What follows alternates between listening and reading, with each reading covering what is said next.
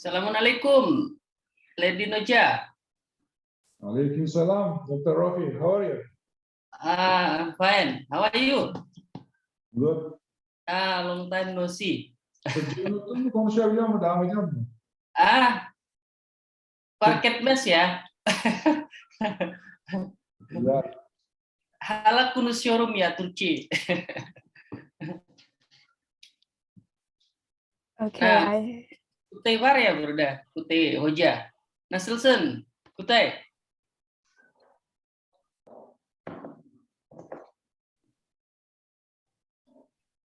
Hi everyone. I think right now it's already 2 p.m. in Turkey. My name is Rateki Faida, and I'm going to be the host of this event. I hope all of you are doing well.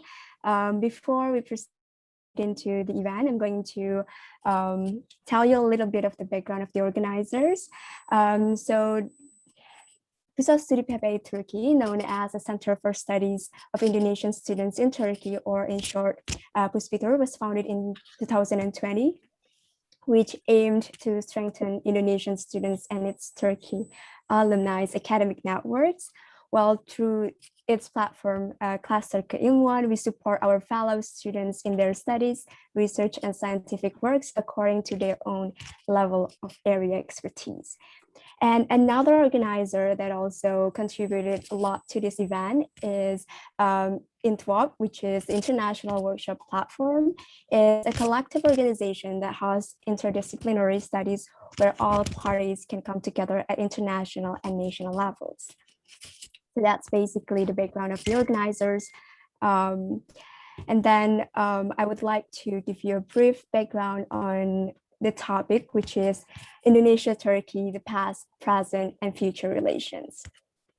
So the historical ties between Turkey and Indonesia can be traced far back to the 16th century. Official relations were established when the Aceh Sultanate, under pressure from the increasing Portuguese attack, prompted a request of assistance from the Ottoman Empire. Turkey's formal recognition in 1950 started the diplomatic relations between two countries, while the Turkish embassy in Jakarta started its activities on April 10, 1957. From historical and diplomatic development, both countries' bilateral relations keep reaching a new level. But where will it lead? I mean, what are the challenges today that our respective countries face, and what are we right now? What will the future relations look like? So those basically the main general ideas of what we are going to discuss right now. And it is an honor for me and for all of us to have three incredible panelists today. The first one is Mr. Dionysius E. Sawasno, Minister Counselor for Political Affairs at Embassy of the Republic Indonesia in Ankara, Turkey. And then the second panelist would be Dr. Sya'roni Rafi. He is Turkey Marmara University alumni and lecturer at Graduate School of Strategic and Global Studies at University Indonesia. And the third panelist is Dr. Aladdin TEKİN. He is Malaysia EUM alumni and lecturer at Faculty of Humanities and Social Sciences at Ankara's Social Science University. So I think let's go and let's proceed to the first presentation from the Mr. Dionysius E. Sawasno. Time is yours.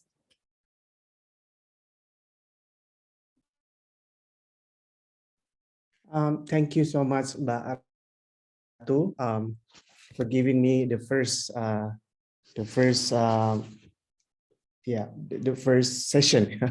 the first turn at this session.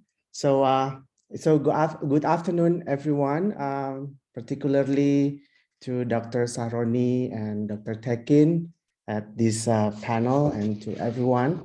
First of all, I'd like to thank the committee for inviting Ambassador Iqbal at this discussion. However, perhaps you already know that he could not join this program because at the same time we are having this discussion.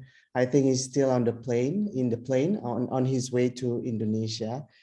he conveys his apology and requests me instead to represent him at this discussion. So as mentioned by the moderator, my name is Dion. I'm Minister Counselor at the Embassy of Indonesia in Ankara, and on a daily basis, I'm covering political affairs. Okay, so dear colleagues, participants, students, so in my session, I will focus more on the relations between Indonesia and Turkey in the present times.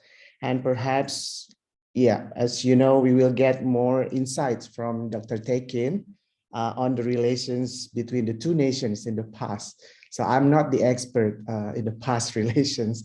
I'm very sorry to say from the beginning that I don't prepare any proper slides. Has just received the information to be present here just yesterday evening. So I'm so sorry about that. Okay, perhaps we can start. As you already mentioned, moderator already mentioned that Indonesia and Turkey established formal bilateral relations in 1950. And not long after this, Turkey opened its embassy in Jakarta in 1957, while Indonesia set up its embassy in Ankara in 1958. And overall, since the establishment of the diplomatic relations, the relations have been good. And however, I could say that not much significant progress took place from the moment they established the diplomatic relations until 61 years later, particularly in April 2011, the two countries agreed to elevate the level of relations to strategic partnership. With this strategic partnership, the two countries are committed to enhancing their relations and cooperation fields.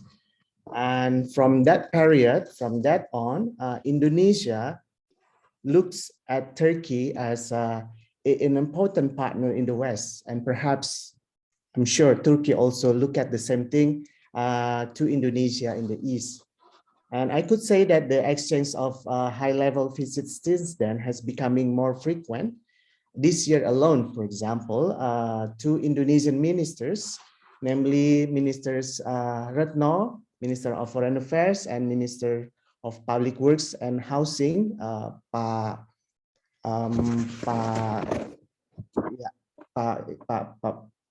sorry, I forget the name of the minister. We call it Menteri PU, came to Turkey for their official visit. And in 2020, Minister Mevlut already visited Jakarta, and some Indonesian high officials also visited Turkey, such as Pak Bambang Susatyo, the Indonesian Speaker of the People's Consultative Assembly. The interesting thing about the visit, especially the visit of the ministers of foreign affairs of both countries in 2020 and 2021, that were the first proper bilateral visit carried out by the both countries' foreign ministers since the establishment of the diplomatic relations. You can imagine 61 years, and then the two foreign ministers, they conducted the proper bilateral visits. That's quite interesting. Why? Because they always met on the sidelines of the on the multilateral meetings. But when we realized that the bilateral visits, the proper bilateral visits, we realized that that was the first time they carried out both to Indonesia and to Jakarta. At the leaders level, President Joko Widodo visited Turkey bilaterally in 2000, and the return bilateral visit of President Erdogan to Indonesia is scheduled to be done next year.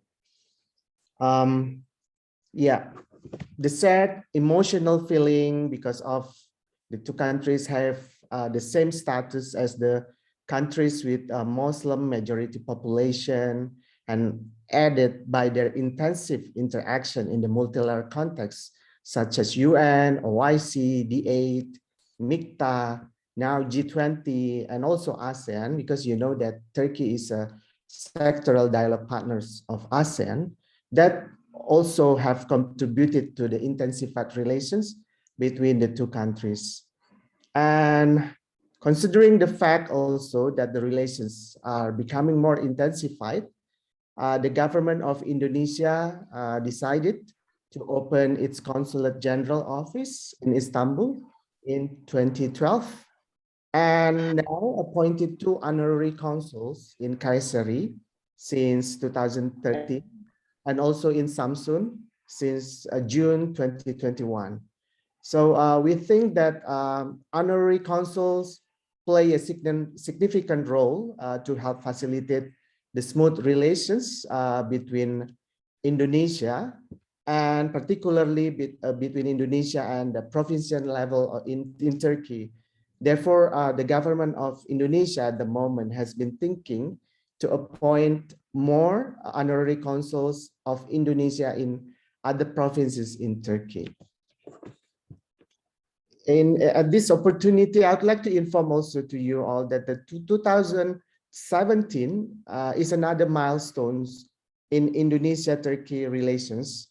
The two countries in 2017 agreed to set up the high-level strategic cooperation council. We also name it to make it short, to shorten it as a HLSC.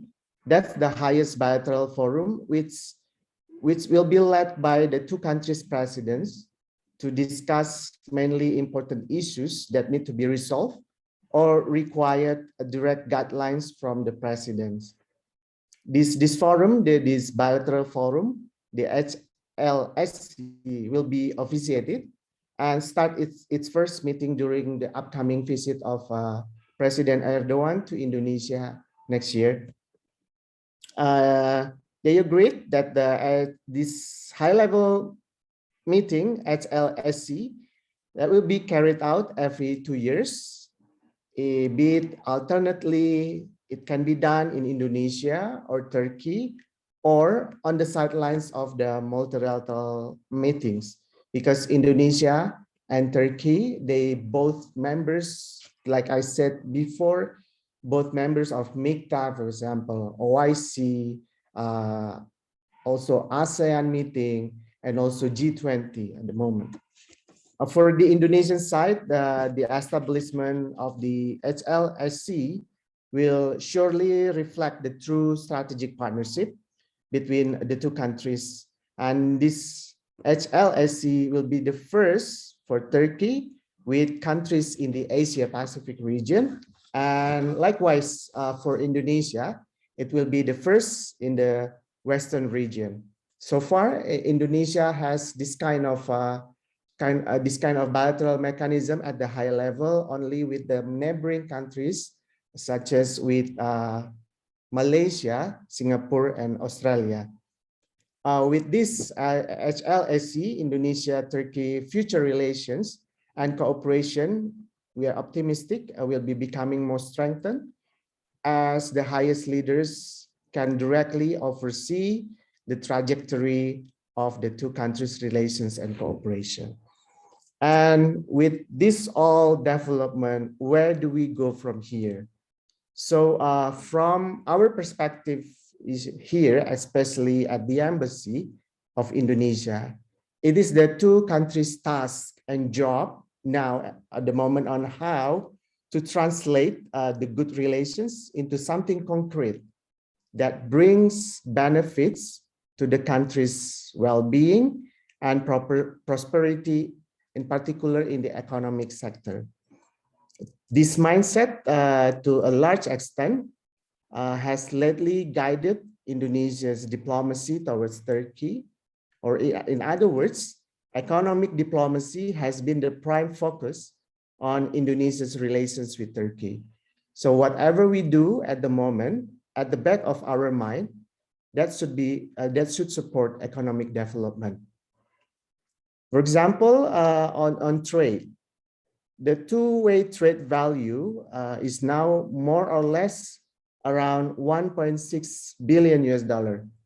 Thank you, Mr. Safran, for helping me to show this statistics. Sorry, I just prepared this slide, the statistic slide. As you can see in the chart, so the two-way trade value of both countries, Indonesia and Turkey, is now more or less around 1.6 billion US dollar, and it is still far behind the target of 10 billion US dollar in 2023. That target has been set by the two leaders in 2019. So if we compare Turkey's trade value with other countries in ASEAN, I think Indonesia at the moment, in the data from 2020, that's in the second place, perhaps after Malaysia. And the two-way trade value, according to us here, has not yet exploited the true potential of the two countries, in which the products of Indonesia and Turkey basically are complementary each other.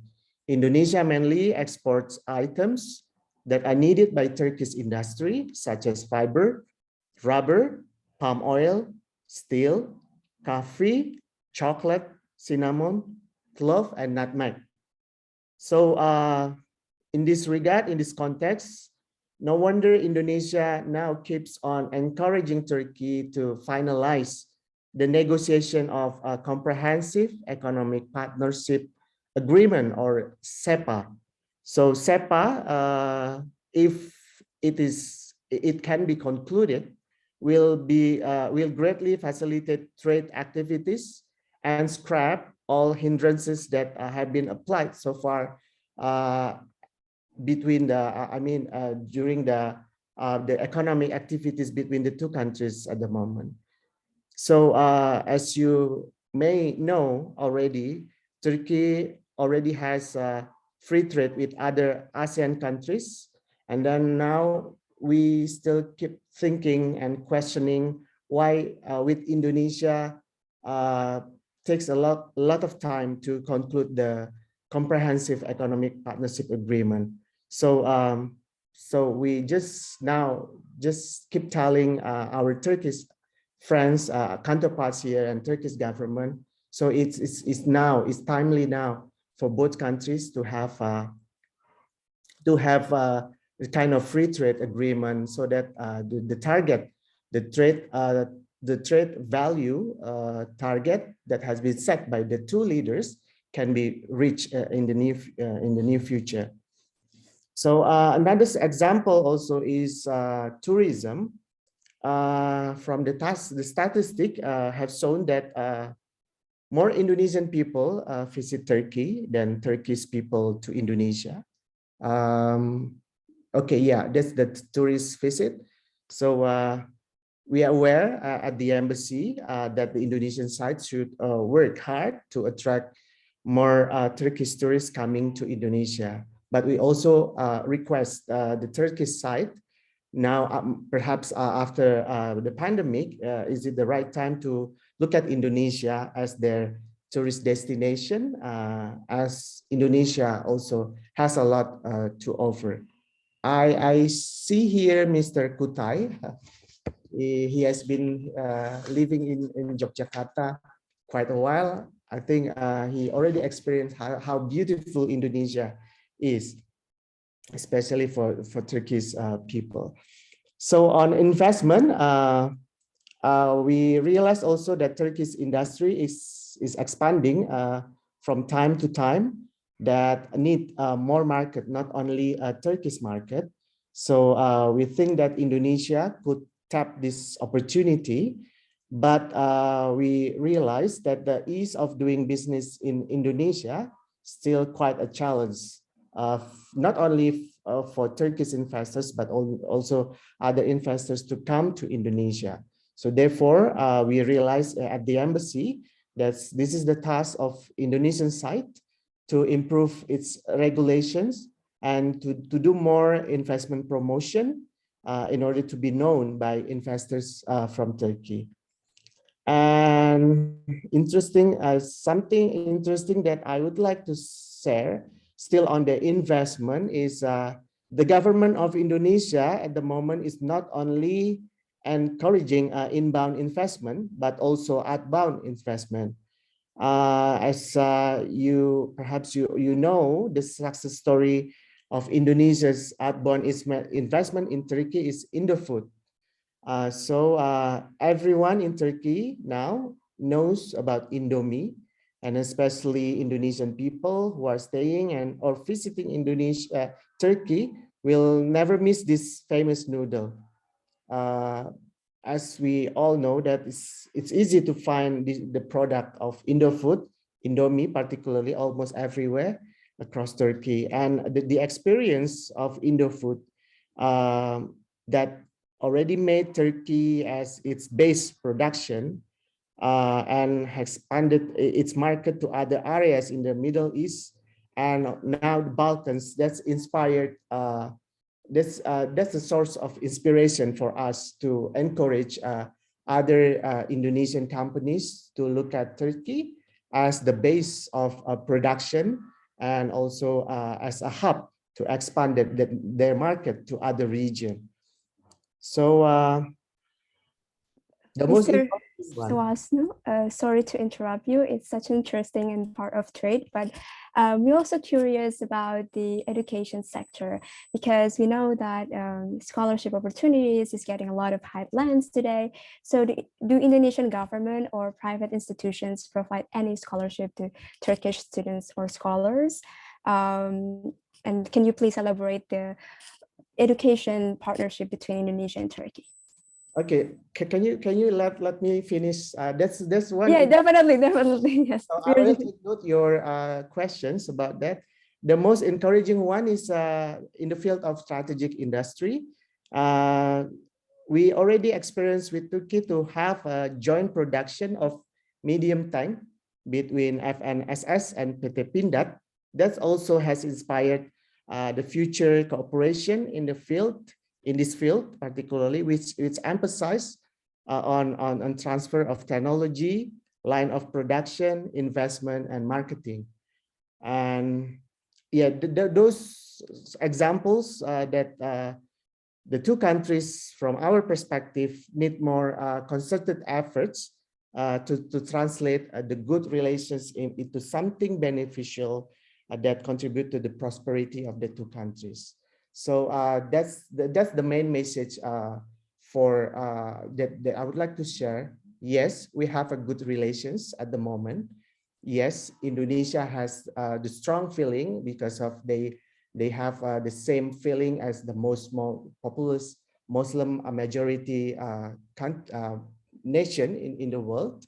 But how to translate this feeling into something concrete that is beneficial to the prosperity and well-being of the two countries' people. Okay, with regard to your questions on the education, I think the government of Indonesia already provides a scholarship for Turkish students, but I think at the moment it's still on the basis of the cultural things scholarship, but not much scholarship in the program at the graduate level.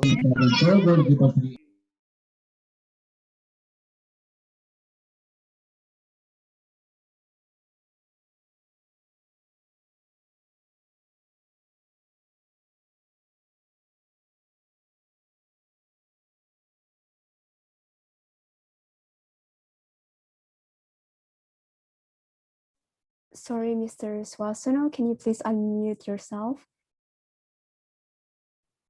Thank you. Okay. Thank you so much. It was only 1 minute, don't worry. Okay. I stop my presentation and then I think we can continue with question and answer. Thank you so much. I give the floor back to you, moderator. Okay. And also there is an interesting question about the Indonesian approach to foreign policy, because we usually have this doctrine and approach, which is bebas and active, free and active. This approach does Turkey also have the same approach and attitude when it comes to having a relation with Indonesia? And how does Turkey approach Indonesia considering its own dynamics and rather fluid foreign policies? So does this doctrine translates into Indonesia and Turkey relationship, or is it only specified for a certain particular countries?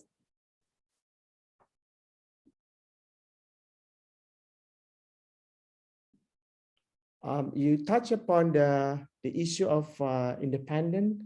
On the issue of our foreign policy political doctrine, which is bebas and active, and I'm wondering about does it approach Turkey with the same attitude?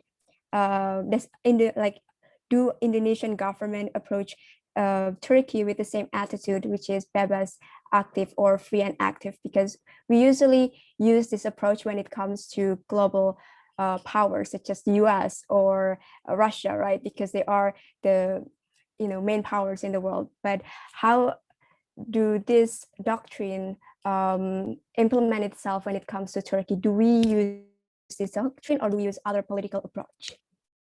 Thank you. Yeah, I think that policy is also applied at anywhere that applied by the government of Indonesia to any country. But if you're mindful about there is a guidelines from the Minister of Foreign Affairs of Indonesia that the main thing that we can do at the moment for the Indonesian diplomacy is to give much emphasis of economic diplomacy and protection of Indonesian citizens. So that's approach we apply also particularly in Turkey, and then we look at Turkey as the main partner, especially in the economic context.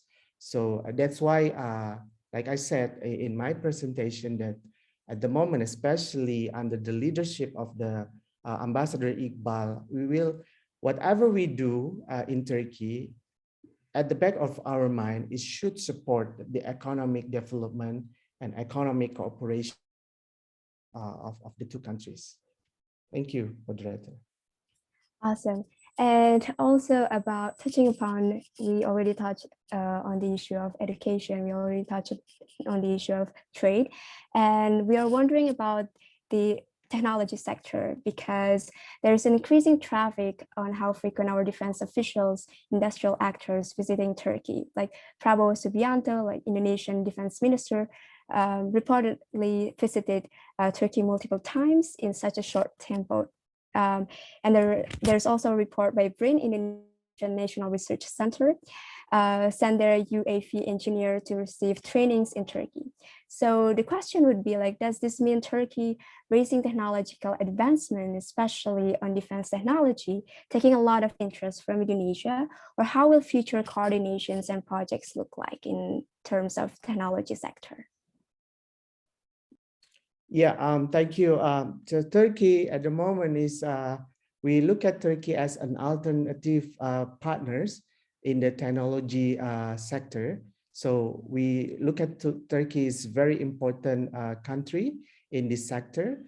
At the moment, we are in a negotiation to conclude MOU of understanding in the research, innovation, and technology.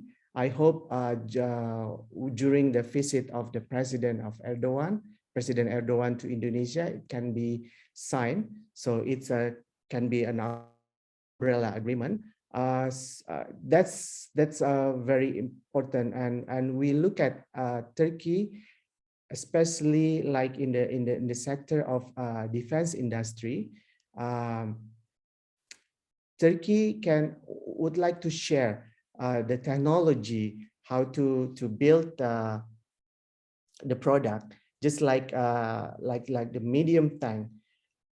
that inspires us to develop our cooperation in the defense sector, to look at Turkey because of the willingness of Turkey to share its technology to Indonesia, and also to share the market. If we already make this product, to share, to have a shared market. Yeah. So basically, I would like to say that Turkey at the moment is an alternate partners for Indonesia in the sector of technology, research, and innovation. Thank you so much for such an insightful presentation and also answers. Now we are going to moving on into the second panelist. We are going to touch upon how to strengthen the intellectual network between Indonesia and Turkey from alumni's perspective. Is Mr. Sya'roni here? Sya'roni, okay. Yeah. Okay, awesome. I think you have your presentation, right? Okay, yeah. Okay. The time and floor is yours. Yeah. So, okay. Assalamualaikum warahmatullahi wabarakatuh. Merhabalar, everybody.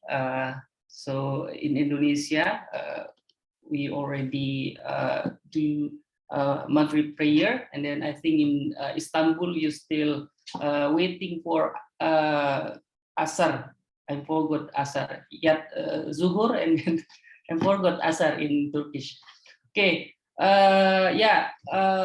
Thank you for the committee for inviting me to share my view regarding my perspective of the role of academics or intellectual to strengthen relation between Indonesia and Turkey.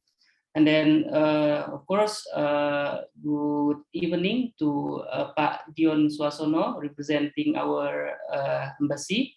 And then my friend Aladdin Hoja. Now he is Hoja because when I was studying in Istanbul, he is still student like me.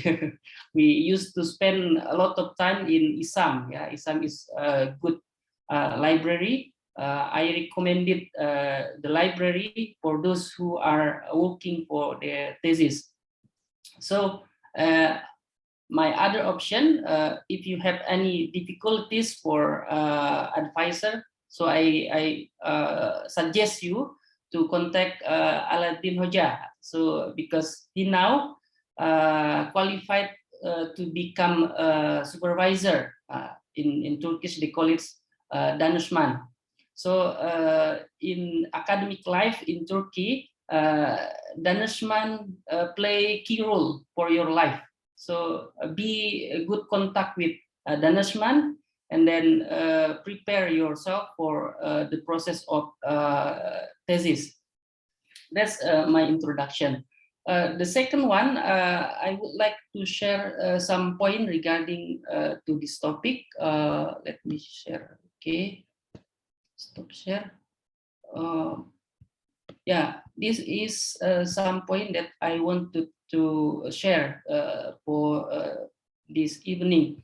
Okay, the topic Indonesia-Turkey relation, reflection from within. So this is my reflection as a person who spent almost 6 years in Turkey, and then now come back to Indonesia to be a lecturer at the University of Indonesia. So let me mention some specific event regarding the relation between Indonesia and Turkey. So for Indonesia, Turkey has a special place in the heart of Indonesian people. It started from the relation of Aceh and Ottoman. So before the establishment of nation state in Indonesia, this horizon, I mean this Nusantara, Indonesia, previously called Nusantara, already established relation between Ottoman, because at the time Nusantara in the process of fighting with Portuguese and Netherlands, I mean the Dutch, at the time they have a kind of collaboration. So in one hand, Indonesia has the resources, especially the tropical resources. I mean, cengkeh and so on. Call it cengkeh, spice. Yeah. Jadi cengkeh become a significant property at the time. Why some European country come to Nusantara to find spice. So when you have spice, it means like you have kind of oil. So the equality between spice and gold or oil, it's same at that time. That's why European power came to Nusantara or Asia to find the spice, and then Indonesia, Nusantara at that time has it. At the time, Aceh, in other hand, also using the ideological background to make contact with Turkey. And then the ambassador, let's say the ambassador for Aceh, sending a mission to Istanbul to ask for enforcement. And then at the time, Ottoman sending arsenal with the technician. That's the historical past of Nusantara and Turkey. And then the second event, tsunami 2004, also became a global attention. So at the time, Turkish feel that their brother in Indonesia suffering because of tsunami. So based on the story of some of my colleagues in Istanbul when I was a student, when we make a contact with them, the first the topic was the Aceh. Where do you come from? I come from Indonesia. And then tsunami. So that's the first word. The first word that they come from them. For Turkish, Indonesia is a brother. That's why when Indonesia suffered because of tsunami, Turkish NGO sending a mission to help Indonesia. And then the other one, Indonesia and Turkey enjoy good relation for the last 2 decades. Indonesia and Turkey, they have commitment to strengthen economic sector, strengthening defense industry, as mentioned by Pak Dion previously, that Indonesia and Turkey, they have a common ground in a lot of sectors. And then Indonesia and Turkey consider as two secular democratic Muslim country. That make Indonesia and Turkey has privilege to claim that Indonesia as a role model. When in the early 2000, Muslim country were in the middle of finding which one is the good model for our democracy. There was a debate whether Islam and democracy are compatible. Based on Indonesia and Turkish experience, Islam and democracy compatible. You can look at Indonesian and Turkish experience. That's why when Indonesia and Turkey succeed in managing democracy, both countries become model for Arab countries or other Muslim countries.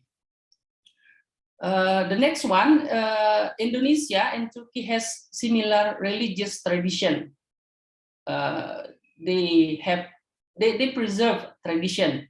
For example, in Turkey, they have tahlil. For example, Indonesia have tahlil.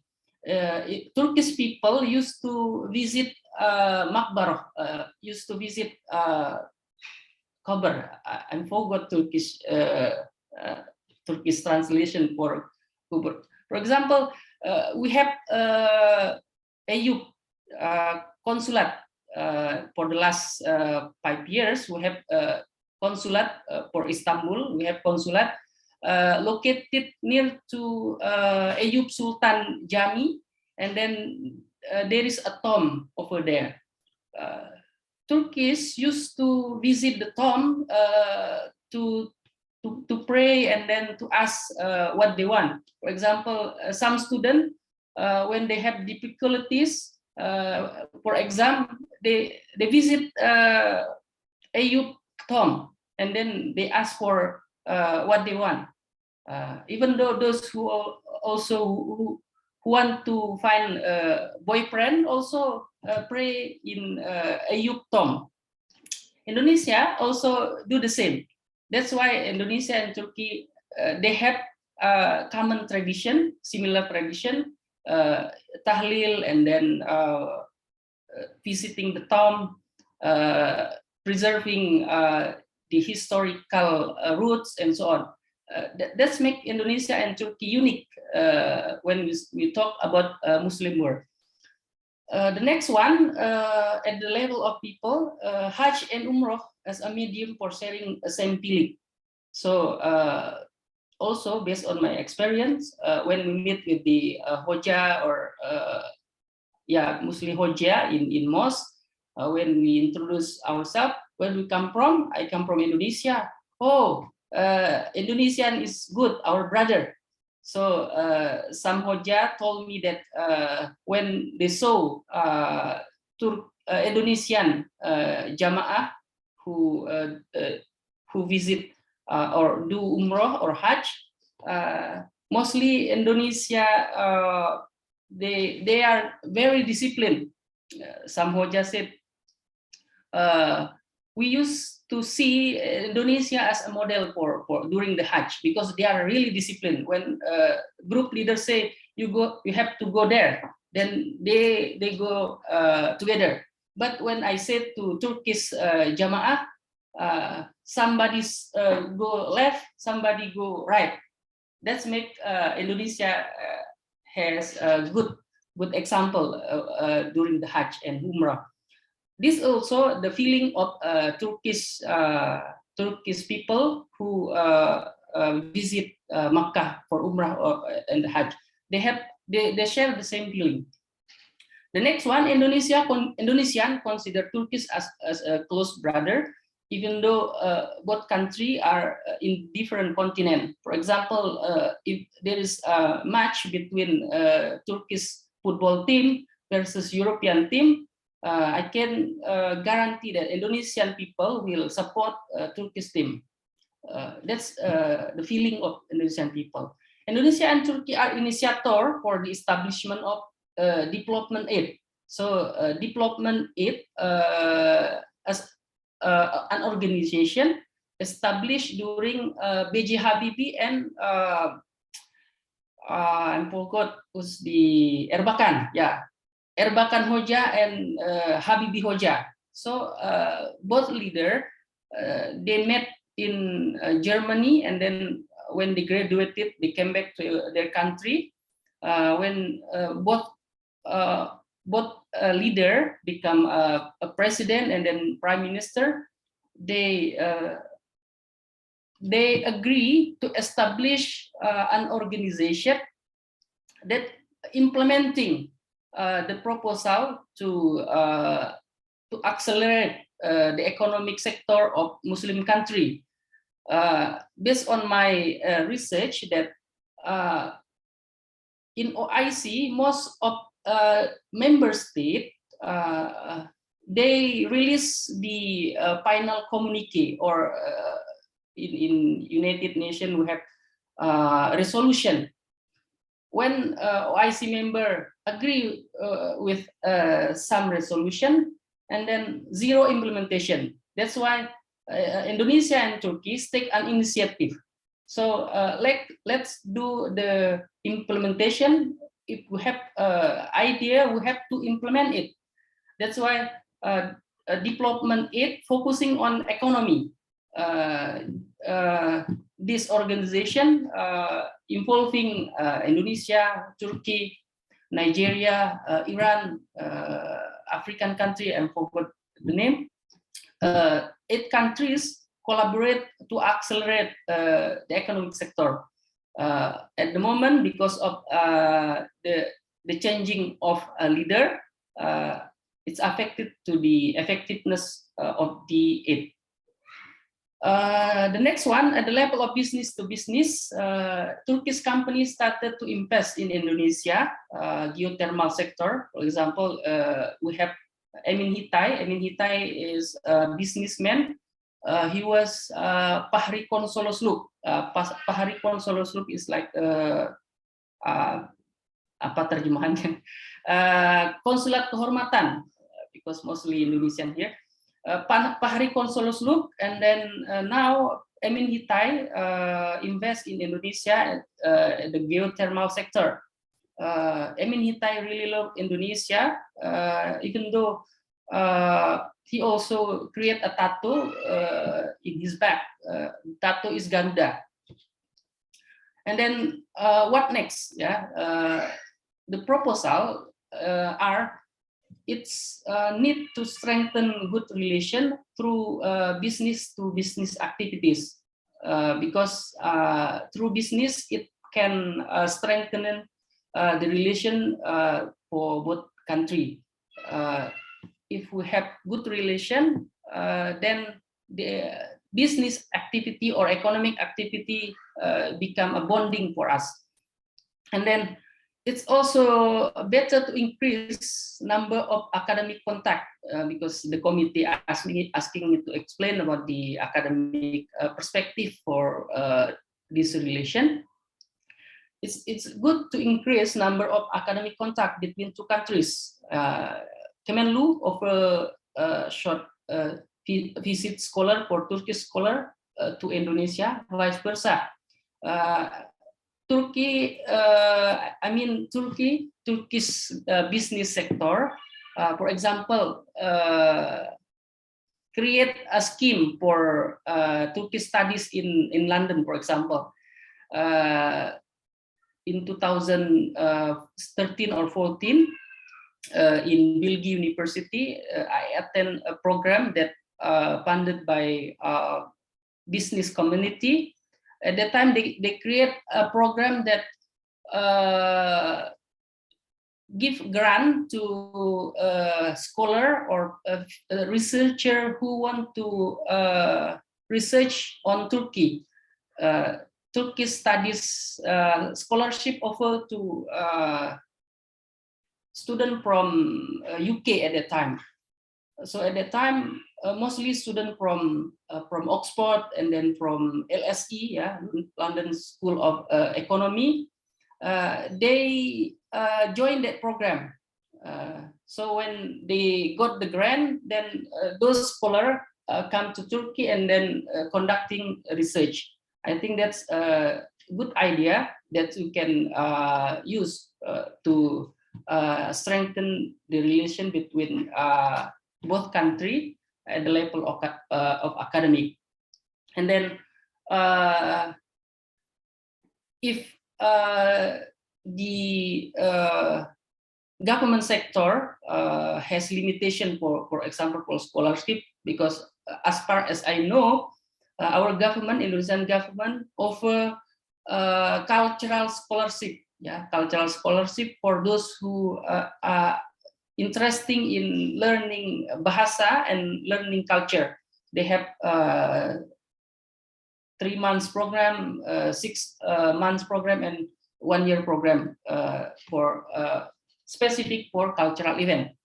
And then involving business community to fund academic cultural activities between two countries. I think it's good idea to involving a business community to fund or using LPDP to fund these academic activities. For example, Indonesian scholar visiting Turkey, a Turkish scholar visiting Indonesia. because as far as I know, some Turkish universities they have good ranking at the global level, as well as Indonesia also. For example, Universitas Indonesia is top 10 in Asia, as well as cultural activities between two countries. Okay, the next slide. These are an example of a product of academics. Those are interesting in Indonesia. So far, it's very limited. For example, this Indonesiada Islampe Hollanda Somur Gejilik. The author is my friend, Dr. Ismail Hakke Goksoy. So Ismail Hakke Goksoy is one of few scholars from Turkey who specialize in Indonesia. So in this book, Ismail Hakke Goksoy explaining the role of Islam and then the process of Dutch colonization. So in this book, Ismail Hakke explaining how Indonesia established a national state and then the role of Islam in Indonesia. So this book published by ISAM, as I mentioned before, in Istanbul, they have a library, a good library, under suspicion of Diyanet Wakfe. They published this book. And then the other one, Turki Usmani, Indonesia, Relasi dan Korespondensi berdasarkan dokumen Turki Usmani. This book published by Hittai. So I think Hittai has a good, good relation with Indonesia. That's why he inspired him to publish a book that collected the archive regarding Turkish-Indonesia relation. I think in the future we need to enlarge the area. We need to widen the area of our collaboration with Turkish academic. In this forum, we have Alaaddin Tekin Hoja. Alaaddin Tekin Hoja actually he planned to study in Indonesia, but at the time some of our universities using bahasa, that's why he switched to Malaysia, because in Malaysian's environment is very friendly for international students.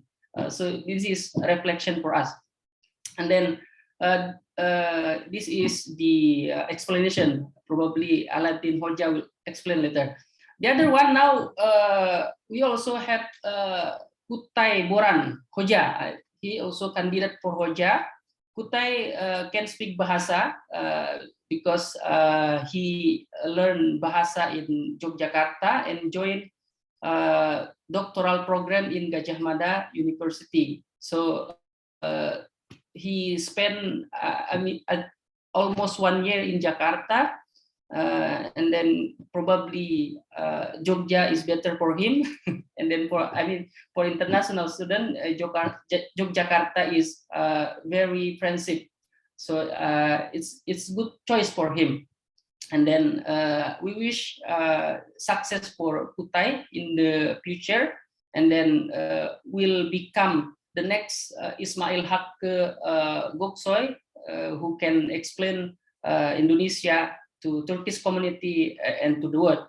The other scholar also using Indonesia as a topic. It's the son of opposition leader. I forgot the name. So JHP's leader has a son, and then his son choose Indonesia as a topic of his dissertation. So JHP leader Kemal Kılıçdaroğlu Olu. So his son also choose Indonesia as a topic for his research. So I think this is the last presentation from me. For the next, we can discuss in question and answer. So I return to Ratu. Thank you.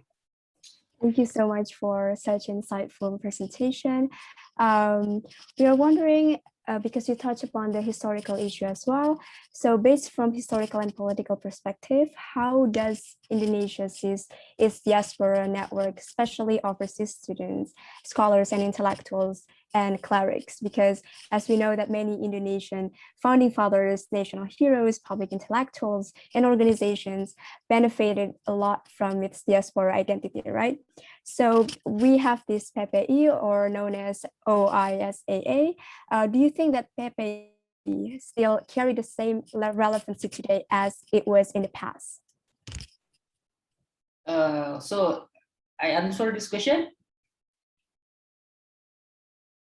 Yes, this question is directed to you.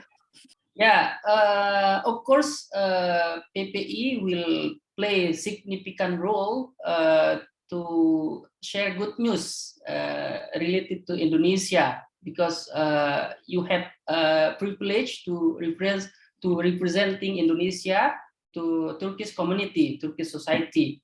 PPI is a student community, and then student as in many country, in many place, has title as a game changer. So you have a role to change the world, to change the future.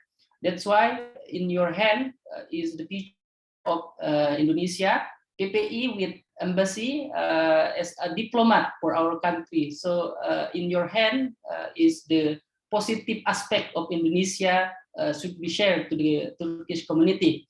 And then the other one, in the past we have Muhammad Hatta and friend, our first Vice President Muhammad Hatta, also PPI. So at the time, Hatta as a student defending the future of the nation. So at the time, Hatta, he has tough dati to promote new nation, to promote new country, as well as to counter the claim of the Dutch. So at the time, the Dutch is colonizer, and then at the same time, Hatta take his PhD, take his master in Netherlands. So it's difficult for him. But at the time, he used his network, his academic environment to share the idea of Indonesia. Indonesia is colonized, and then international community have to protect Indonesia. International community have to allow Indonesia to free themselves, and then to be a free nation. So Hatta played that role. Hatta and friend as a PPI, like you now, they play a role.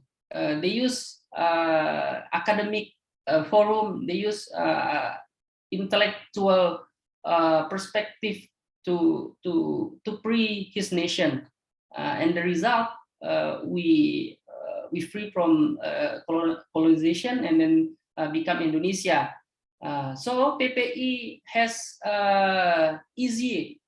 more easy than Hatta. Yeah. So the role, I think at the moment you can use people-to-people diplomacy as an instrument to share good news of Indonesia, and then of course to build a bridge between Indonesian scholar with with Turkish scholar, because you have interaction with your professor, and then your professor will ask you the development in Indonesia, and then probably they will involving you in research regarding Asia Pacific and so on. So That's question. My answer, Ratu. Thank you so much for that incredible answer. So there's another question, and it will be directed to both of you, Mr. Rafi and also Mr. TEKİN. But maybe Mr. TEKİN, it's better that Mr. TEKİN will answer this question first. So we know that both Indonesia and Turkey are known for its rich discourse on civil society. So how can each international diaspora in both countries strengthen their relations with local and national stakeholders? Where and with whom should Indonesian, or in your case, Turkish diaspora start to connect in Indonesia? Yeah. Actually, I will talk about this kind of in the past because we did already in the past, and I believe that we can do that again, inshallah. And during my presentation, I will also underline this issue in the past. Okay, awesome. So, Mr. Rafi, if you want to add something. No, thank you. Okay, then. Now we proceed to the third panelist, which is Mr. TEKİN. If you have any presentation, you can, the time and place is yours. So, yeah. Good. Assalamu alaikum. Salam alaikum, friends. Selamat malam. Yep, we joined from Indonesia, and let me share my PowerPoint with you. Okay, can you see right now? Okay. Actually, I would like to start right now because my time is limited because they give me just 30 minutes. And last my 5 years, I worked and studied on that topic, the relationship between the Ottoman Empire and the Indonesian archipelago. I don't know how can I summarize in 30 minutes, but I will try it. My part presents an overview of the relationship between the Ottoman Empire and the Indonesian archipelago from the beginning of the relations to the end. And prior to the 19th century, only the Sultanate of Aceh was the state that could establish a direct relationship with the Ottoman Empire from the Indo-Malay world. And for this reason, I would like to give brief information before the relations between Ottoman and Java, Riau, and Jambi.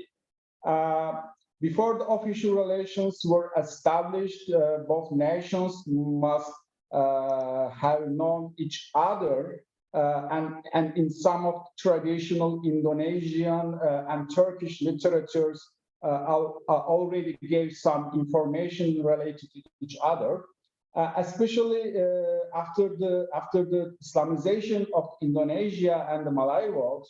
Indonesian scholars examined some traditional books written in Arabic and Persian, and some of these works were subsequently translated into some of the local Indonesian languages.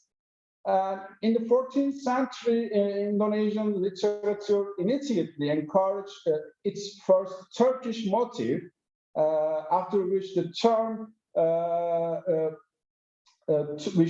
Turk would frequently appear in hikayats in around the 16th and 17th century. The Turkish motifs which appear in Indonesian literatures are Turk, Istanbul, and Rum, and their ruler appears as Raja Rum, interestingly, and classical Malay and Indonesian works, including this story, includes the hikayat literature, like such as Bustanu Selatun, Hikayat Muqatal Alam, and blah, blah, you can see on the screen the list. And Turkish literature also mentioning the archipelago, and they use several words to describe the region, including like Ceziretul Hindiye, Aceh, Samudara, and Java. But unfortunately, generally, these Turkish traditional sources are geographic books, and that's why sociological and diplomatic information they provided us about Indonesia is limited. And some of these books are Kitab-ı Bahriye, Miratul Memalik, Tarihi, Hindi Garbi, and Cihan Numa. Even though Ibn Battuta is not Turk, but his book, his travel notes are quite popular among Turks. That's why I put his notes in the list. And let me talk about the early contacts between the Indonesian and the Turks. The first interactions of the Turks with Southeast Asia emerged generally by way of trade before the official relations were established with Aceh. It's known that in the 15th century, Turkish merchants or traveler or trader frequently visited and settled in some of Indonesian ports. And for example, in 1514, the Portuguese traveler Tom Pires, who visited Pasai city in northern Sumatra, he described the city as a strong and prosperous port city, and he added about the port community that, according to him, there were many Muslim merchants from Indian, Persian, Arabic, and Turkish origins who had resisted in the city for many years and had a large trading areas. Actually, it's true that in the light of this information, Turkish traders must have come to these lands and established some cultural and economic relationship before the Ottoman Empire established official relations with the Indonesian Sultanate. During my study, and I generally focus on archival documents, and I think there are more than 1,000 of different documents, and some of are already booked, and Dr. Rofi already mentioned a few books. But myself, I translated around over 300 different archival documents about Indonesia. And my next category of primary sources are newspaper and magazine journals, which were published in Istanbul, Jakarta, Singapore, and Cairo in the 19th century. And these sources are really important for us, for historians, to understanding the relationship with the help of these primary sources. And let me talk about the first relations between the Ottoman Empire and the Indonesian archipelago. And most of you know that the first relations was established with the Sultanate of Aceh, because the colonization of the Indo-Malay roads began with invasion of Malacca by the Portuguese in 1511. And after the Portuguese established themselves in Malacca, the Muslim sultans in the region attempt to expel Portuguese from the Malay Peninsula. And the most important and influential of these sultans was the Aceh Sultan, Alauddin Riayat Shah al-Kahar, when the Ottoman Sultan Suleiman, because he know that, because Sultan Suleiman the Magnificent sent a navy under the command of Hadim Suleiman Pasha to Gujarat Sultanate in around 1538. And this case was a source of hope for the Sultan of Aceh, and he started to send ambassadors and letters from Aceh to Istanbul. In his letter, indicted in 1566 to the Ottoman Empire, asking for their support to fight against Portuguese. And during these years, the Ottoman Empire was also fighting against the Portuguese during the same time, and it would be illogical to the Ottoman Sultan to open any front against this colonial state with the supporting of the Sultanate in Sumatra, because in that time, Portuguese was a common enemy with Ottoman and Sultanate of Aceh and other local sultanates in Indonesia. And however, when this letter reached in Istanbul, Sultan Suleiman the Magnificent had died, and his son Selim II ascended the throne. And in his reply, Sultan Selim promised to help the Acehnese in their war.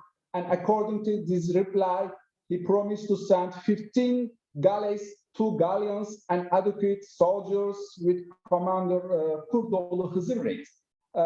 However, due to some internal rebellions appeared in Ottoman Empire, this navy was postponed several times, and nevertheless, at least 2 ships filled up with the military equipment and weapons engineers were sent to Aceh to fulfill this promise of Ottomans to Aceh. And the Turkish cemetery in the village of Bitay, which is a few kilometers away from Banda Aceh, the capital of Aceh today, is an example of these relations established in the 16th century. And according to archive records, these diplomatic relations continued just until 1571. Around 15 years, the diplomatic relations happened between Ottoman and Aceh. And from 1571 to 1849, approximately 280 years, there was no interstate relationship between the regions, and there are multiple factors explain the situation. And the first one is long distance between the 2 regions. And as you know, geographical distance was undoubtedly the most significant barrier to open a relationship for countries. The next thing is lack of common interest between the 2 regions for these years. And the last one is Ottoman Empire enters a period of stagnation, especially after the Sultan Süleyman the Magnificent death in 1566. The Ottoman Empire entered a long period of relative stagnation. So I think we can say that for the 16th century, the diplomatic relations created and established of the most western and eastern part of the Islamic world. From the middle 19th century, the Muslim Ummah suddenly became aware of the pressing danger of European colonialism, and the Sultanate of Aceh, Riau, and Jambi in Sumatra were not formally occupied before the mid-19th century by the Dutch, but they were increasingly aware of their importance to resist Dutch encouragement and tyranny. So, Mansur Shah, in 1849, the Sultan of Aceh realized this danger and wanted to send again gifts and letters to their ancient ally, to Istanbul. In the letter, the Aceh Sultan wrote briefly requesting a ship, one imperial edict, and one Ottoman flag. And if you look at this map was sent to Istanbul in 1849 by Aceh Sultanate. In the middle of the map was written in Jawi, was written as Sumatra, but interestingly in the north part of written as Anatole, even though we know that this part is in Malay Peninsula. I think he would like to give a message to Ottoman statesmen, to their long distance. And anyway, although Ottoman Empire looked at these demands positively in the first phase, but they did not take any visible steps on this subject. When the Dutch government declared war against Aceh in 1873, the Acehnese sent another ambassador, Habib Abdurrahman Az-Zahir, to Istanbul, and he stayed in Istanbul for a long time, and his activities reported in Istanbul press daily. And Habib Abdurrahman Az-Zahir utilized Ottoman political trends and media sympathy for Indonesia to lobby in the Ottoman palace. And the next one, the relationship between the Ottoman Empire and the Sultanates of Riau and Jambi. In the second half of the 19th century, Riau and Jambi Sultanates followed the Acehnese in seeking help from the Ottoman Empire against Dutch threat in Sumatra, and Ottoman-Aceh relations I think, shaped the relations of the other two Sumatran states with Ottoman Empire. And the Sultan of Riau, Raja Ali, sent a letter to Istanbul in 1857, followed by the latter Sultan of Jambi. Taha Seyfettin also sent a letter in 1858. These two letters have similar characteristics, methods, and contents as the correspondence sent by the Sultanate of Aceh in 1849. And also they demand the help of the Ottoman Empire against Dutch invasions and request to be a vassal state under the authority of the Ottoman Caliphate. And the next one is the Jambi Sultanate also. Riau and Jambi Sultanates did not communicate with the Ottoman Empire for a long time. After their initial attempts in 1857 and 1858, there was an intense diplomatic relations between the Ottoman Empire and Sumatra during the period of 1897 to 1904. And finally, when Aceh was completely invaded and occupied by the Dutch in 1903, the military and diplomatic relationship between the Ottoman Empire and Indonesian sultanates were ended in around 1904. But the diplomatic and military relations ended in Sumatra, but the pan-Islamism policy of Ottoman Empire was still so active in Java. And the policy of pan-Islamism, I can translate it into English like unity of Islam, or Ittihad Islam, we can translate into Arabic. Also, we can, I think, translate in Bahasa like Kesatuan Islam. Islamism policy we can define as realization of the Islamic ideal, the unity of the world in Islam, the central direction under a leader of the world community. And the pan-Islamism policy of Ottomans in Indonesia was a dynamic, innovative, and bold strategy that revealed the genius and resourcefulness of the administration of Sultan Abdul Hamid II during the Ottoman Empire's terminal decline. And there was an intense pan-Islamic relations between the Ottoman Empire and Java during the period of the 1880s to 1910s. And the policy of pan-Islamism implemented during the reign of Sultan Abdul Hamid II had a profound influence of Muslims under the British occupation in India and under Dutch occupation in Indonesia. So, and for Java, there are many factors to explain this pan-Islamism policy for Java.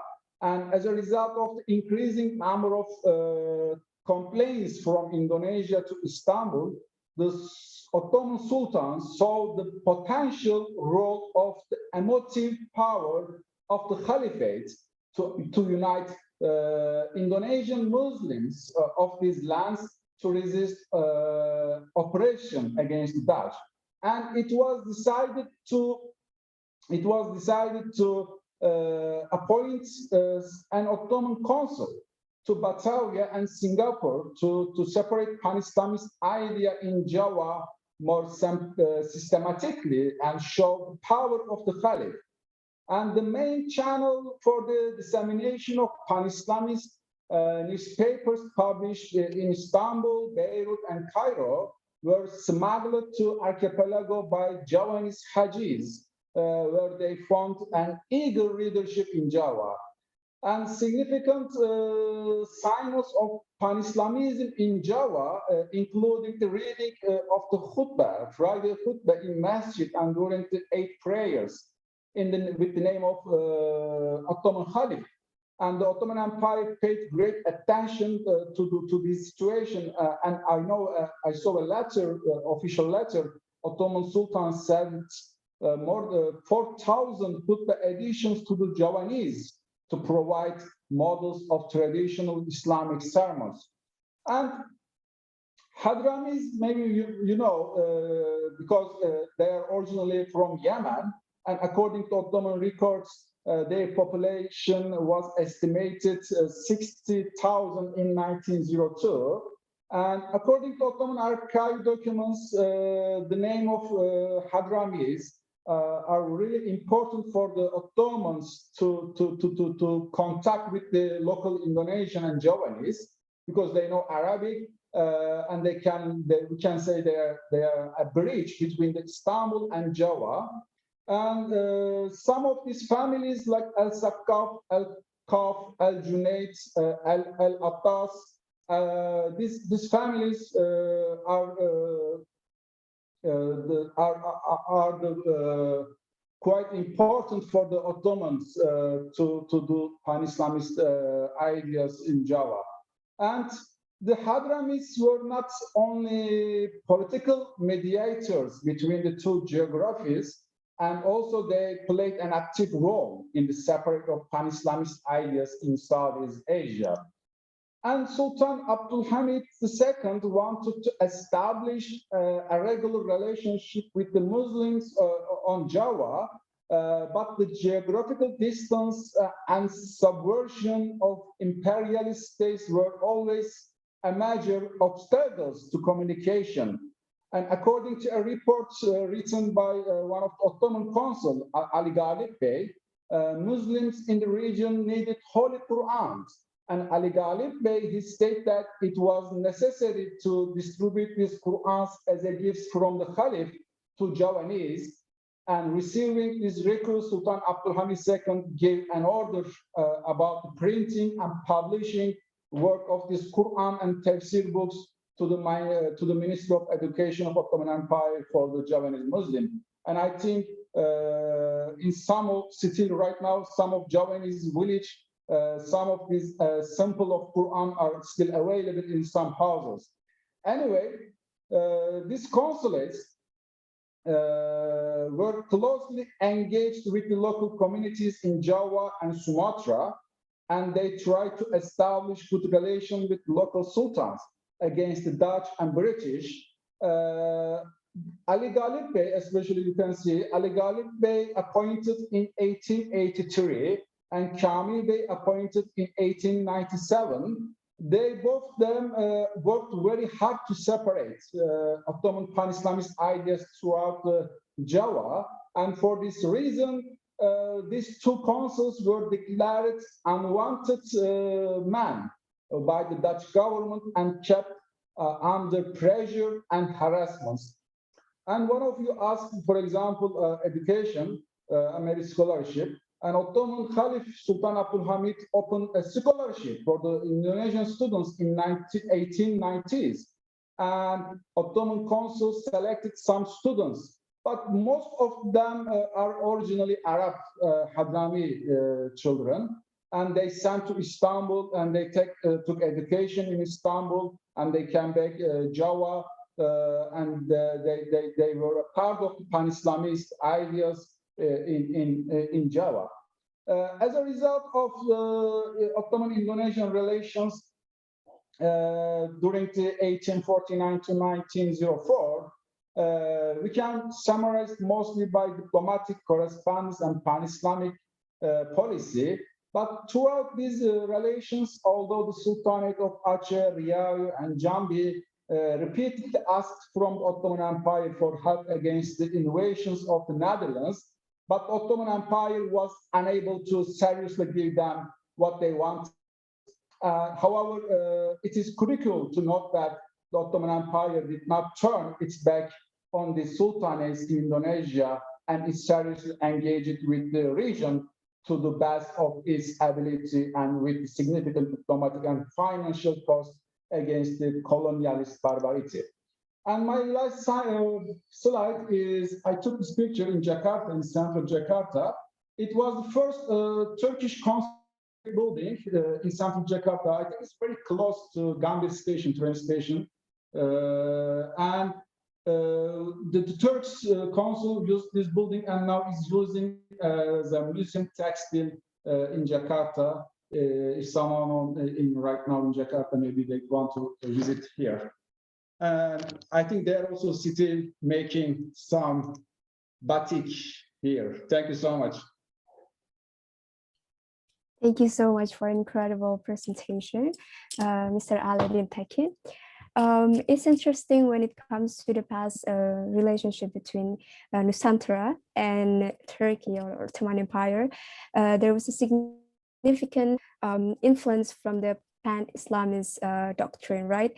But then we're wondering, was there any influence from the Orientalist doctrine in this regard? Because we know that the location of Turkey, even though it was very heavily influenced by the Middle Eastern culture, we also know that it's kind of a bridge between the Europe and Asia, right? So we know that in the European countries, they were implementing this Orientalism perspective on how they, they saw and still see other Eastern countries as inferior compared to their own. So did the Ottoman Empire kind of subconsciously implement this Orientalist perspective, or was there any concrete implementations of this doctrine, or was there non-existence basically? Yeah, actually no, because Ottoman Empire did not actually any idea about Indonesia, because you requested help from the Ottoman Empire, because Ottoman had the title of Caliphate, and means that the protector of Muslims, Ummah. That's why Ottoman interested Indonesian Muslims, because also Ottoman are not happy about the colonialist issues in the Nusantara. That's why the Caliph and Ottoman statesmen wanted to try something in Indonesia, but unfortunately, during that time, also Ottoman was the end of his history, and the Ottoman was not very powerful country. But during my research, I have never seen this kind of any Oriental or view from the Ottoman Empire when I read official documents. And all these documents, Sumatran Sultanates argue that Ottoman Sultan, they are not very happy about colonialism, and they just wanted to be helped from the Ottoman Empire. And also they wanted to be a vassal state, but Ottoman has never given them a vassal state to them, because Ottoman also did not want to fight against the Western countries because of this reason. Thank you so much for the incredible answer. I think because of the time, the limited time, we are moving on into the Q&A session. There is this question from Kutai Buran to Mr. Dian Swasano. The question is, what will be the role of Turkey in the process of building a new capital in East Kalimantan? That's the first question, and I'm going to proceed the second question, or probably it's better for me to state the second question as well. The second question is how Indonesian government may cope with some domestic actors' behaviors towards Turkey's values. In the last example, we experienced that the name of Mustafa Kemal Atatürk have not given yet in Jakarta. Thank you, moderator. Thank you, Mr. Kutai, for your questions. It's very tough, actually. The role of Turkey in the process of the new capital of Indonesia in East Kalimantan. Just would like to inform you when Minister Retno and Minister Basuki came to Turkey, I think a couple months ago. Both of them already met with Turkish companies, construction companies, because we know that Turkey is one of the best. They have ability to help other countries construct their the buildings, bridge, and everything. We look at the involvement of Turkey in the building of construction building in Africa, in the Middle East. Now they invited the companies, Turkish companies, to get involved in Indonesia, in the new capital of Indonesia, because we need a lot of construction in the new capital. So that's the efforts that we have done so far by inviting Turkish experts and companies in the construction sector to come to Indonesia. And I think they already discussed a lot of things, including giving some facilities to the Turkish companies, and some project that the Turkish companies will do in the construction of the new capital. And the second question is about the Indonesian government efforts to deal with the domestic actors' behavior towards Turkey's values. I think, Pak Kutai, if you notice, I think our ambassador here, Ambassador Iqbal, has done a lot of efforts to inform, to explain everything about Turkey. And I think you can see the explanation from one of the news agency, online news agency. I think it's still there. It's very comprehensive. He already mentioned everything about Turkey, as if he's the ambassador, also the ambassador of Turkey, my perception. So yeah, that effort, I think we can say that represent the efforts of the Indonesian government, how to explain the true nature of Turkey. And I think my question, I give it back the questions to the Turkish side. What you have done so far to explain the true nature of Turkey for the Indonesian domestic, because according to my observation, your side has not done a lot of efforts to do that. I've spoken this to your colleague at the Ministry of Foreign Affairs. I think that it's time now for the Turkish side to explain about the values of Turkey to the Indonesian people, not only your tourism and your education, but also I think it's timely to explain to them what is Turkey actually, what is the values of Turkey, so people in Indonesia can have a better understanding about Turkey.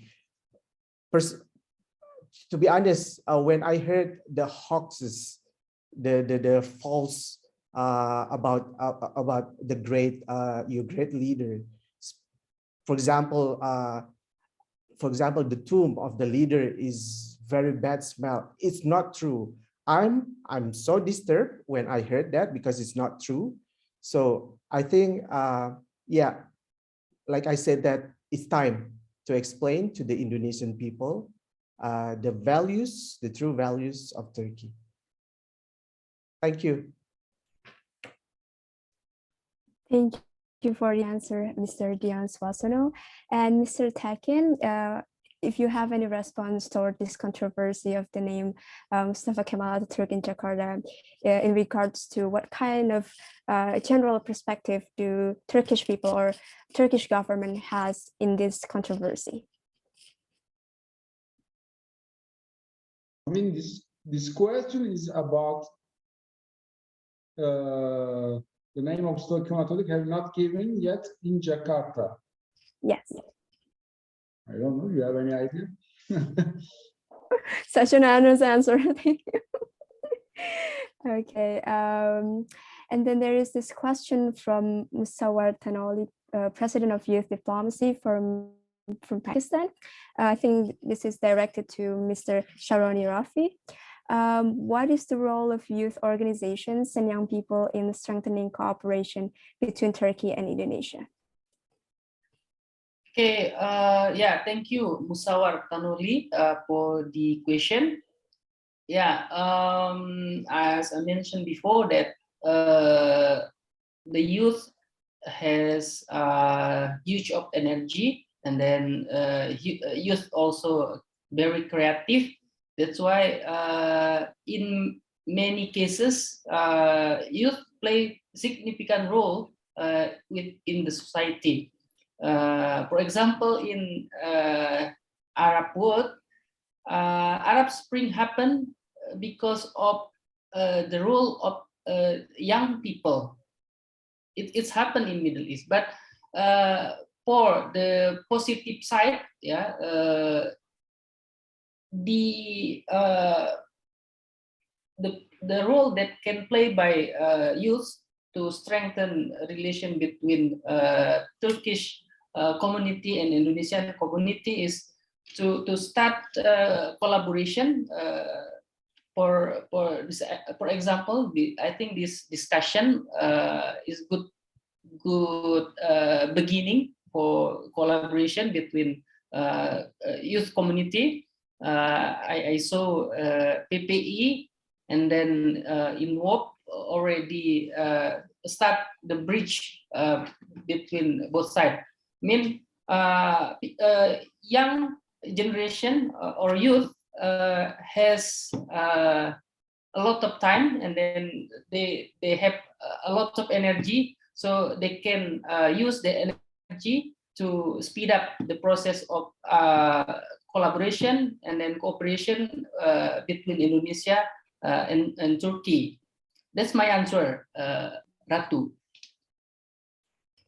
Thank you, Mr. Sya'roni. Ratu, may I respond to that questions? Sure. Yeah.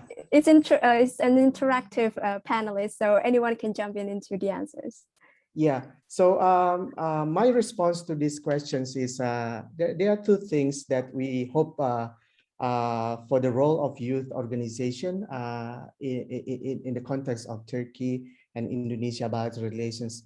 The first one is for our case, for those for the Indonesian students who are studying in Turkey, we want them to be an agent of promotion because they are everywhere across Turkey, and in the Indonesian embassy is based in Ankara. We have a limited access, and also the consulate general is Istanbul. So we want them to be an agent of promotion of Indonesian culture, promotion of perhaps for those who have who are knowledgeable about economic, maybe they can explain also about economic situation and economic opportunity in Indonesia. That's the one that we want from them as the extended hands of the Indonesian representative in Turkey, because they are everywhere, almost across Turkey nowadays, Indonesian students in Turkey. And then the second thing, we want them to be a networking builder. It means that we encourage them to be to mingle to other stakeholders in Turkey. Actually, we discourage them not to only mingle among themselves, because sometimes it's not good, but they have to reach out to other people. For example, in the last activity, we are happy with them because they already reach out by having an internship program in the Turkish company, because this is very good. They can learn something from the Turkish company, and then by the end of their study here, and then they go back to Indonesia, then they can be a networking builder between Indonesia and Turkey. So that's the two roles actually that I can share here, that Indonesian students particularly can play a role. Thank you. Thank you for the additional information and answer, Mr. Dion Sawasano. There is another question for Mr. Aladdin TEKİN. The question is like, many has been said about Turkey and Anatolia as birthplace of civilizations, empires, and nations. It is a rich social laboratory with its complexity, its own uniqueness, and contradictions. So how do you find today's Indonesian or Southeast Asian readings on Turkish history? Comparing it to the past, is there any differences? I mean, you are asking, can you again? Oh, yeah, sure. So the question from the Q&A chat is, many has been said about Turkey and Anatolia as birthplace of civilizations, empires, and nations. It is a rich social laboratory with its complexities, its own uniqueness, and contradictions. So how do you find today's Indonesian or Southeast Asians readings on Turkish history? Comparing it to the past, is there any differences? Actually, yes. In Turkish, of course, had a great, because as you know, Turkey and Ottoman had a bridge between the Western civilization and Eastern civilizations, and that's why the Turkish historiography has impact on this continuous. So yes, I think, but the Indonesian civilizations are like stuck in islands, and that's why there are big differences between the Turkish historiography and Indonesian historiography. Yeah. Okay, thank you so much. So now I think it's open mic. If any of the participants want to deliver their questions directly, you can just open your microphone and state the questions.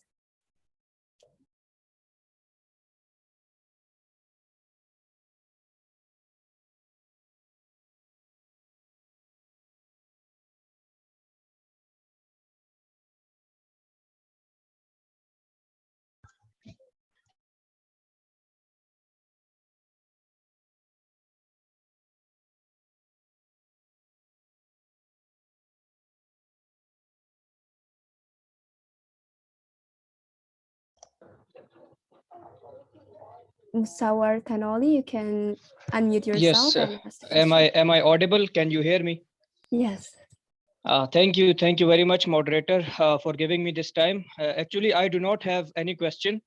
I just really want to add few things that this joint webinar by International Workshop Platform, I think it's a good initiative to strengthen cooperation between Turkey and Indonesia. Although both countries are having good relations since the historical background, we have also heard, and it was very informative session by our honorable speakers. They had discussed about Indonesia-Turkey cooperation, the relations from Ottoman Empire, and then talked about tourism as well as other sectors. So it was very informative.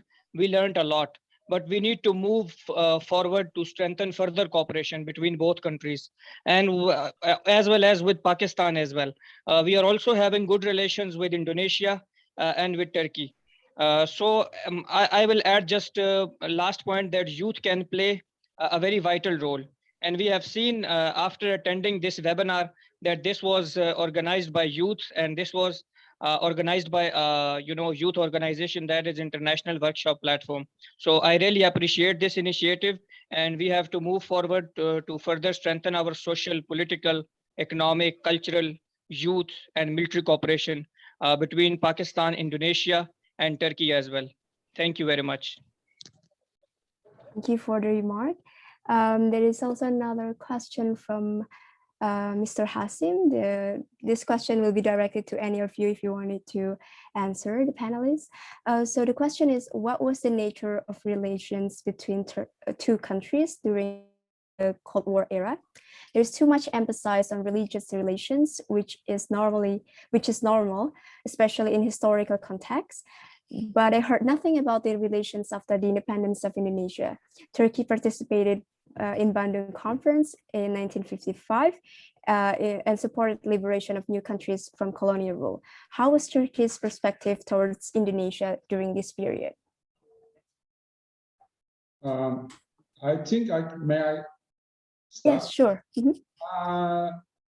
After the collapse of the Caliphate in 1924, I can say that the relations was cut between Indonesia and Turkey for a long time until the Second World War. There happened some Islamic conference and which occurred in Cairo, but generally Turkey was has a distance against this kind of conference because Turkey started to make secularism, and that's why we put distance with the Muslims during that time. But as I know that, for example, Mustafa Kemal Atatürk and Sukarno had a good relations personally, and there are some works about this issue, and Turkey and Kemalism had a little impact on Sukarno, and that's why. But I don't know, after the Second World War, I think Mr. Rofi and Dion are more valuable and know this issue. Thank you for the answer, Mr. TEKİN.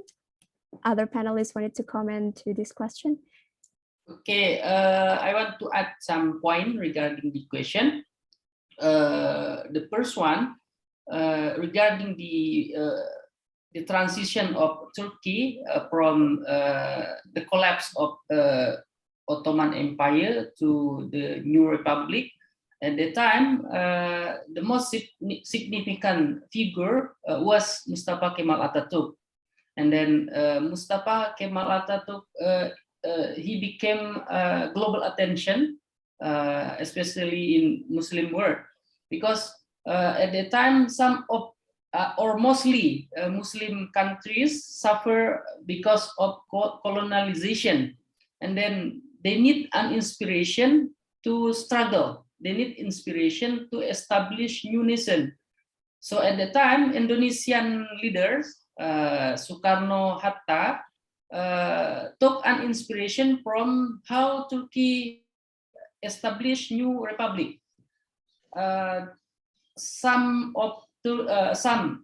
Mostly, Soekarno's article, which is we published in Panji Masyarakat magazine at the time. Soekarno highly appreciate the spirit of modernization that brought by Mustafa Kemal Atatürk, that bring Turkey from let's say the ashes to new republic. So based on those observations that inspire Indonesia to take some lesson from Turkey and then put it in Indonesia for the nation building. So at that point, Soekarno and Hatta make Turkey as an example, as well as within our founding fathers, there were a debate among them, among Soekarno, Hatta, Nasir, and then Agus Salim.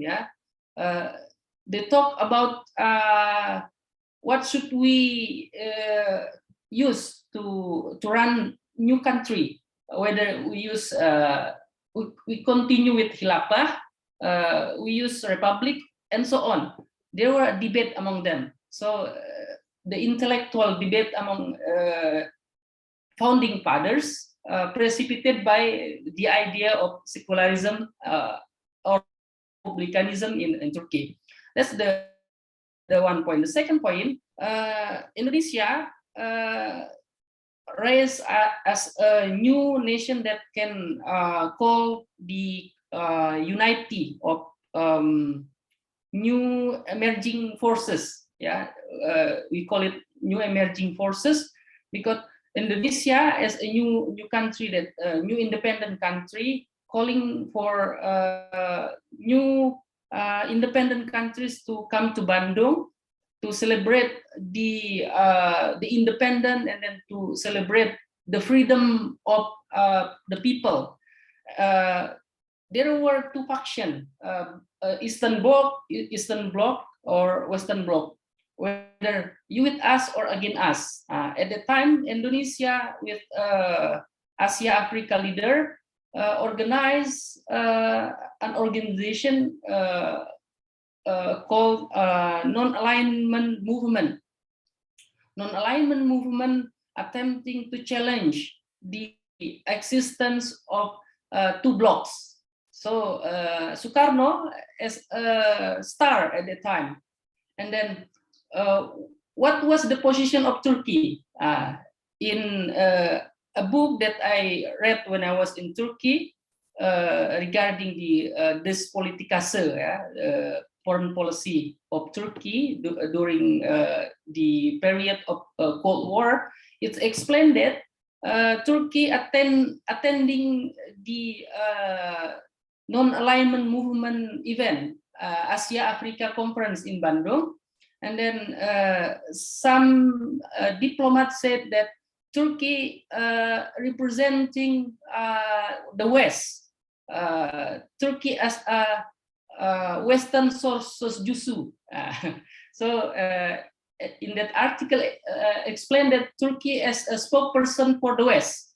So at that time, Turkey has the dilemma because in one hand, Turkey has good ties with the West, but at the same time, Turkey attending the event that organized the new organization that challenging the existence of the West, the existence of Eastern Bloc. So that was the relation between Turkey and Indonesia in contemporary or modern era, as well as Muhammad Hatta also sending letter to Turkey for the opening of new relationship, for opening of new chapter of Indonesia and Turkey in modern context. So the archive documented in Hatta archive regarding the relation between Indonesia and Turkey. That's my answer. Thank you. Thank you, Mr. Sya'roni Rafi.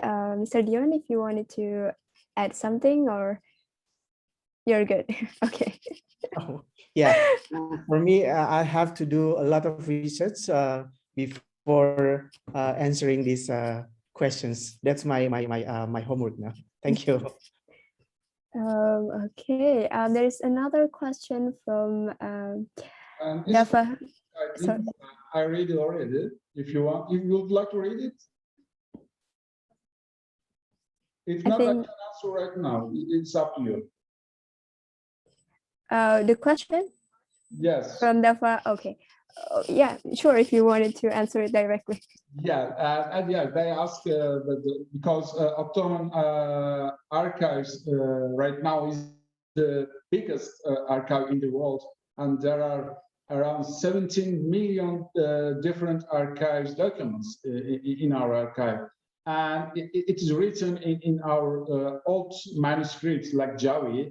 And that's why it's possible to find new information about relations between Ottoman Empire and the Java kingdoms or sultanates.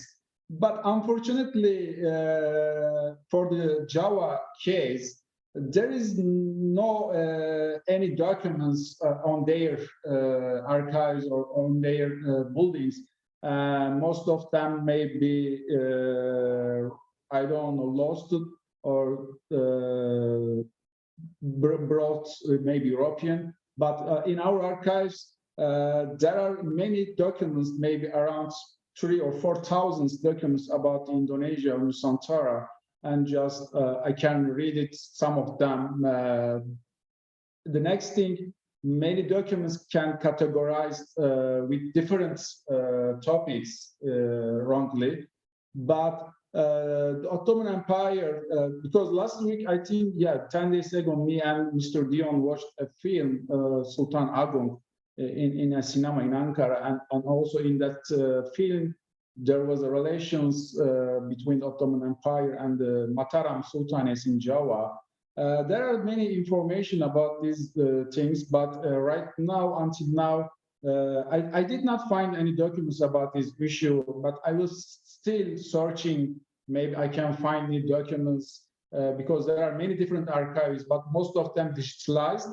But still, we are waiting for digitalized the other rest of documents.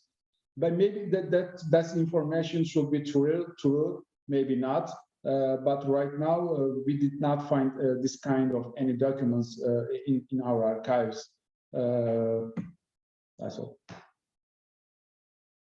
Thank you for the insightful answer. I think right now it's time for the closing statement.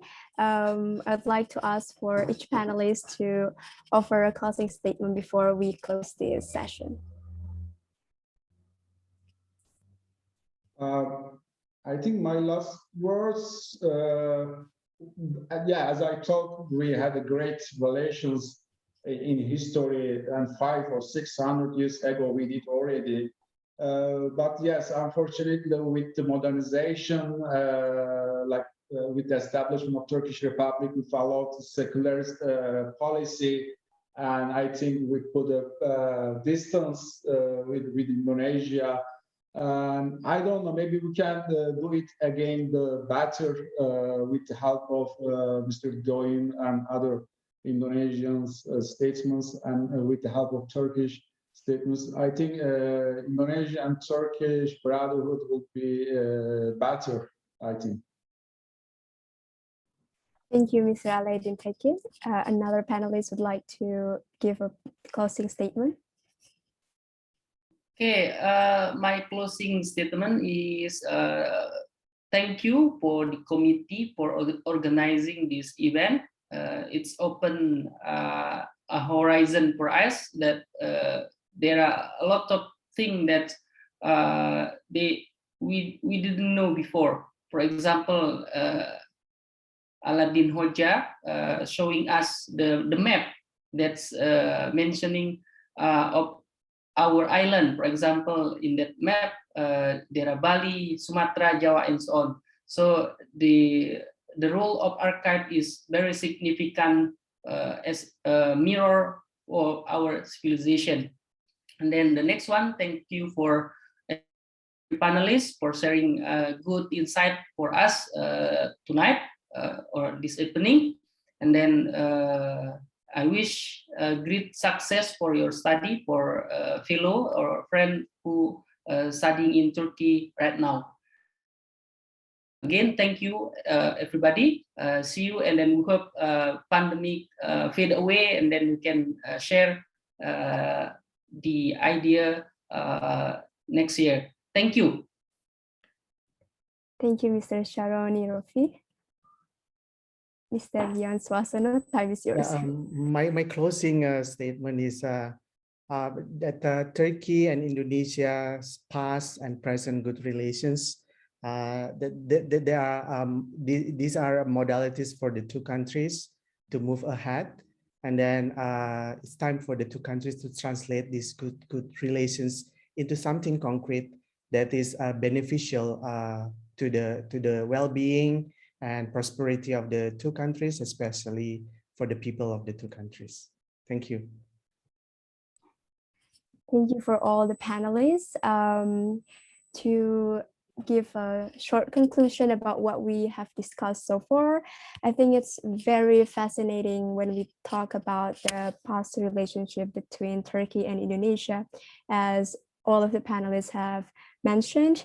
The Ottoman Empire and the Sultanate, and which is I personally myself, because I'm still a student, I find it really interesting when it comes to the relationship between Ottoman Empire was not limited only with the Aceh Sultanate. There was also another relationship when it comes to like Jambi and other kind of sultanates. And another point that I also wanted to emphasize, Mr. Sya'roni Rofi, which focused on the role of youth and the organizations and how we need to maintain those relationships in order to better our relations between Indonesia and Turkey. And for the present and also the future, the insightful explanation from Mr. Dion Swasana was kind of incredible in terms of how fast and expand the relationship between Turkey and Indonesia is not only limited in terms of economy, in terms of trade, but also in terms of tourism and education and also technology. And I think there was one statement that you mentioned. Yes, we had and we still have a great relationship between Turkey and Indonesia, but what kind of concrete action, and we need to concretize, we need to make a real action in terms of better, or in terms of, yes, better the relationship. So I think it's important for us as Indonesians or as Turkish people or as students particularly to take a concrete action and to contribute for this better relationship in terms of these two countries. And that's all. And I would like to ask for the closing statement also from the president of INTWOP. If you are joining, time is yours. Thank you, dear ambassador, professors, participants, and thank you all for being heard today. Assalamu alaikum. I would like to start my speech by telling you about the international workshop platform, where we have been doing many academic, cultural, and social studies for about a year. The world is witnessing unprecedented developments. An age of such profound and influential change, all people, the academic disciplines need to come together to build a common future. The international workshop platform was first put into practice based on morality and spirituality to create a holistic understanding of the world that encompasses everyone.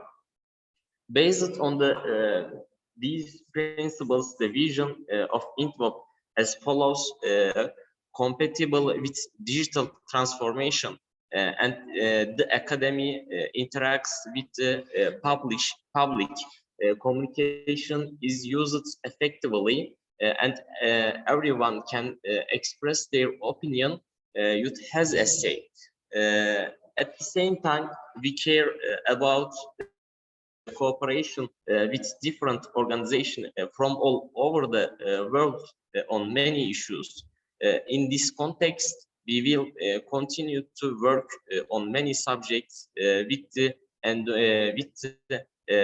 Center for Studies of Indonesian Students in Turkey, International Workshop Platform, and Indonesian Students Center in Turkey, especially in the context of the long-standing bilateral relations between Turkey and Indonesia.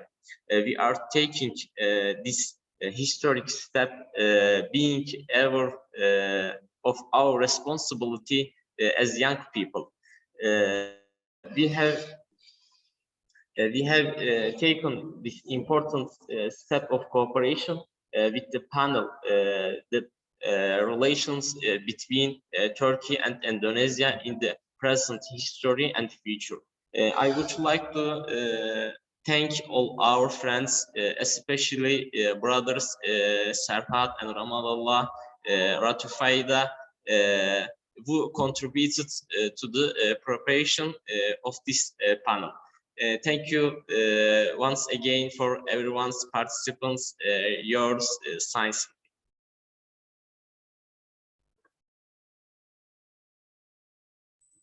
Thank you for the closing remark, Halis Akuzum. And another one from Dafa Ramadan Yanwar. Time and place is yours. What I'm gonna say is gonna be brief and short.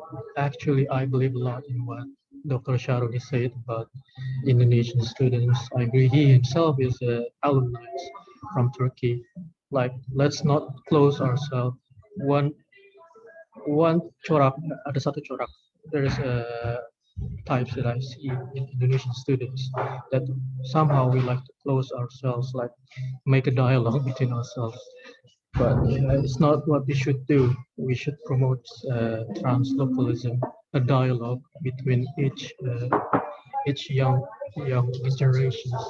both in Indonesia that studies in Turkey and also the local people, the Turkish people itself. Like let's open ourselves more. Let's create more dialogues. Let's create more bridge between ourselves.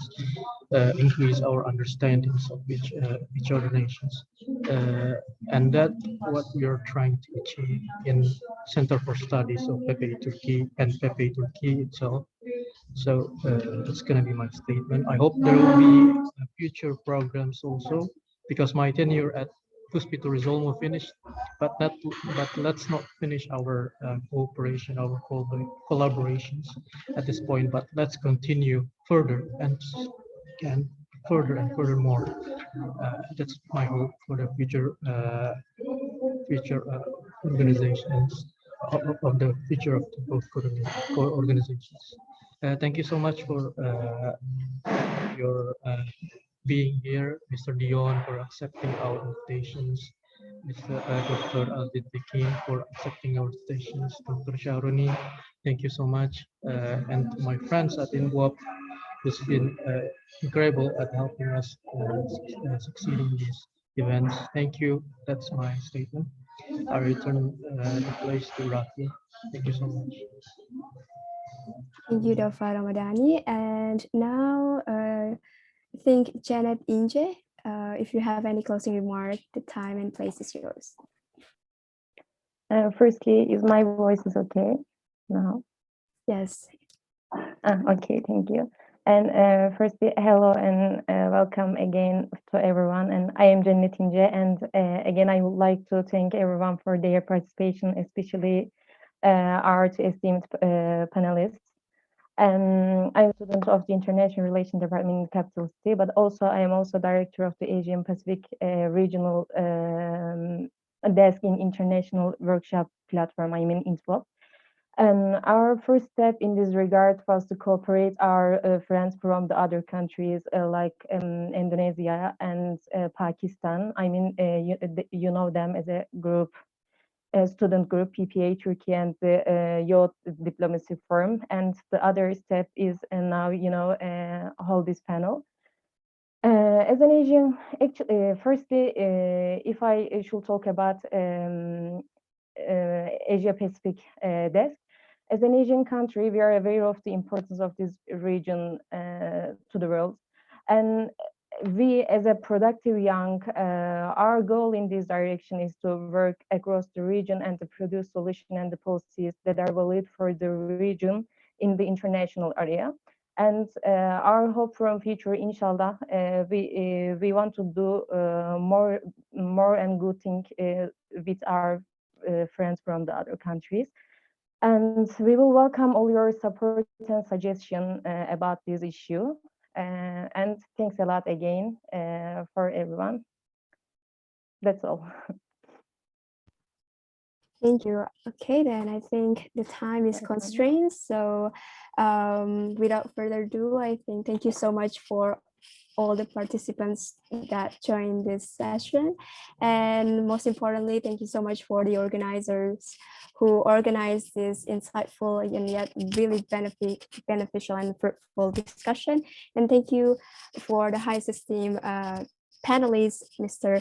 Sya'roni Rafi, Mr. Dion Suasono, and Mr. Aledin TEKİN. And have a good evening for all of you. Okay, thank